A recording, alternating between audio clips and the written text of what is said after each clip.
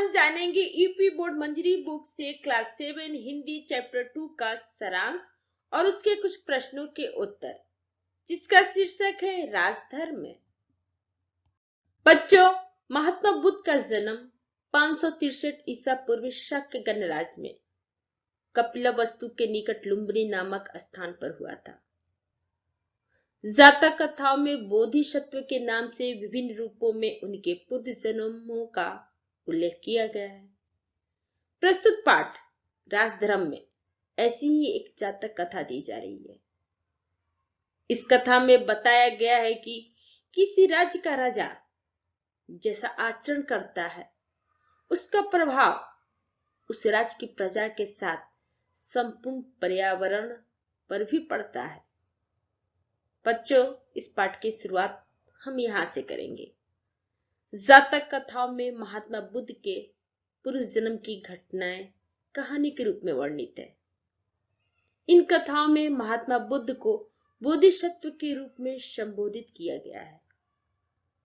बोधिसत्व का अर्थ है वो व्यक्ति जो बुद्धत्व यानी आध्यात्मिक ज्ञान को प्राप्त करने का अधिकारी हो, पर अभी बुद्धत्व नहीं हो पाया हो। कहा जाता है कि वे गौतम बुद्ध के रूप में प्रकट होने से पहले लगभग 550 बार विभिन्न योनियों में जन्म लेकर परोपकार का कार्य कर चुके थे। ये कथा हम यहां से शुरू करेंगे। प्राचीन काल में बनारस में ब्रह्मदत्त नामक धर्म और न्यायपरायण राजा राज करते थे। उनके राज में बोधिसत्व यानी बुद्ध एक ब्राह्मण कुल में पैदा हुए।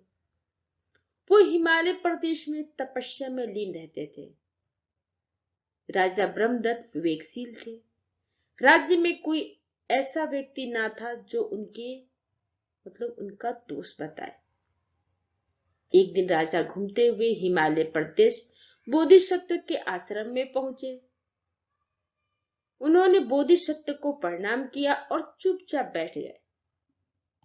बोधिसत्व द्वारा दिए गए मीठे और स्वादिष्ट गोदे खाकर राजा ने उनके मीठे और स्वादिष्ट होने का कारण पूछा। बोधिसत्व ने बताया कि राजा के धार्मिक और न्यायप्रिय होने से सब वस्तुएं मधुर होती हैं। इस बात की सच्चाई जानने को राजा ने अधर्म और अन्याय से राज्य करना शुरू कर दिया। फिर क्या, कुछ समय बाद राजा फिर आश्रम में पहुंचे। इस बार जो गोदे उन्होंने खाए वे कड़वे थे।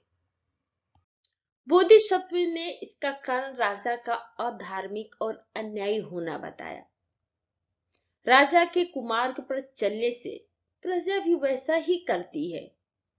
इसके प्रतिकूल धर्म का अनुसरण करने वाला राजा की प्रजा भी धर्म के मार्ग अपनाती है। राजा ने बोधिसत्व के सामने प्रत्यक्ष होकर सारी बात बता दी। उन्होंने निश्चय किया कि वो गोदों को कभी यानी जो फल या जो चीज खाए थे उसे कभी कड़वा नहीं होने देंगे। उन्होंने धर्म पूर्वक न्याय से राज करना शुरू कर दिया। राज्य में फिर से संपन्नता आ गई।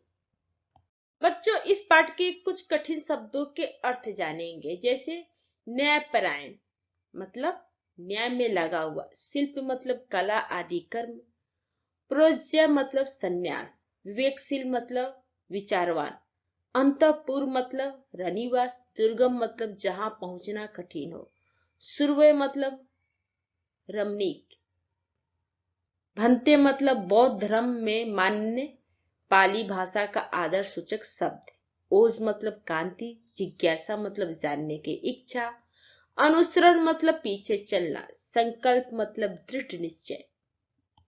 अब हम इस पाठ के कुछ परीक्षायोगी प्रश्नों के उत्तर को जानेंगे।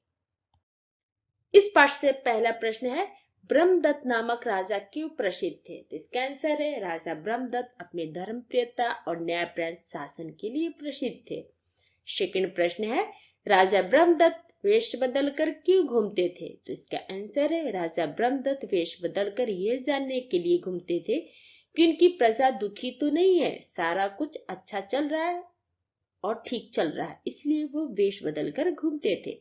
थर्ड प्रश्न है, बोधिसत्व ने राजा को गोंदों के मीठे और स्वादिष्ट होने के क्या कारण बताया? तो इसका आंसर है, बोधिसत्व ने गोंदों के मीठे और स्वादिष्ट होने का कारण राजा का धार्मिक और न्यायपरायण होना बताया। फोर्थ प्रश्न है, राजा ने अधर्म और अन्याय से राज करना क्यों शुरू किया? इसका आंसर है, राजा ने तपस्वी बोधिसत्व के कथन की परीक्षा लेने के लिए अधर्म और अन्याय से राज्य करना शुरू किया। 5 प्रश्न है, राजा के धर्म विमुख होने पर सारा राज्य दुख को प्राप्त होता है, कथन का आशय बताइए। तो इसका आंसर है, राजा के धर्म विमुख होने से सारा राज्य दुख को प्राप्त होता है। इसका अर्थ है, यथा राजा तथा प्रजा पूरे नेताओं मतलब बुरे नेताओं से देश में अराजकता और दुख उत्पन्न होता है। अगर आपको मेरा ये वीडियो अच्छा लगा हो तो लाइक करें, या फिर कोई डाउट हो तो आप हमें कमेंट बॉक्स में लिख कर बताएं। अगर आप पहली बार मेरे चैनल पे आए हैं तो सब्सक्राइब करें और बेल आइकन को प्रेस करें, जिससे आपको मेरे नए वीडियो का नोटिफिकेशन सबसे पहले मिले। थैंक यू बच्चों, फिर मिलते हैं अगले वीडियो में।